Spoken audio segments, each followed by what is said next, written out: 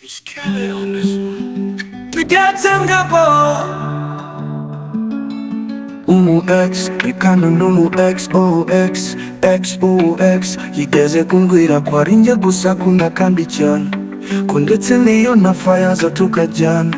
Namuhaye umwanya wanjye, amahitamo ye sinyanenga, no no. Ariko kandi sinicuza ko yagiye kuko ndagufite, oh, oh, yeah, hey.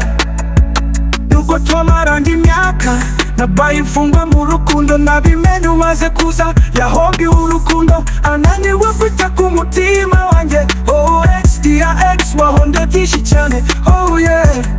Igihe cyose sinari kubyumva nk'uko ubikora, ibyo yasuzuguye wabihaye agaciro.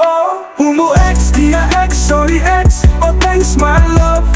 Ibyo yahombye wowe warabibonye, ubiha agaciro. Urukundo rukuri ni wowe urufite, ntiyigeze abona urumuri, ariko wowe wararuzanye. Ibyo yasize inyuma wowe ubyitaho, ibyo yima agaciro, wowe wabibonye neza. Na leo sina majuto, ni wewe umeshinda, nadekezwa kama mtoto. Hakuniona mimi kama wewe unavyoniona, nilikuwa kivuli tu nikisubiri kwa hofu. Maneno yake yalikuwa maumivu moyoni, lakini wewe unanisikiliza hata bila neno. Yabuze byose yizezwaga, agahinda kenda kumumeninda. Oh dear X, sorry X, oh yeah. Nicuza umwanya wanjye natakaje ku kibanza cya koperative yo mbimenya, no no. Mu biganza byawe niho nduhukira, wanoye ndipuye unkora mu muringa. Leo naringa rekana n'abaringa X. X, dear X, sorry X, oh thanks my love. Ibyo yahombye wowe warabibonye, ubiha agaciro. Urukundo rukuri ni wowe urufite, ntiyigeze abona urumuri, ariko wowe wararuzanye. Ibyo yasize inyuma wowe ubyitaho, ibyo yima agaciro, wowe wabibonye neza. Na leo sina majuto, ni wewe umeshinda, nadekezwa kama mtoto.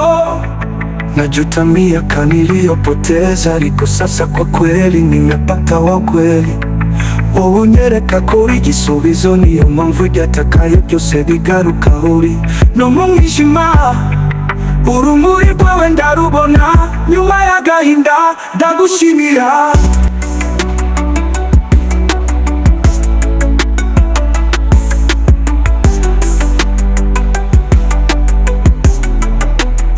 X, dear X, sorry X, oh thanks my love.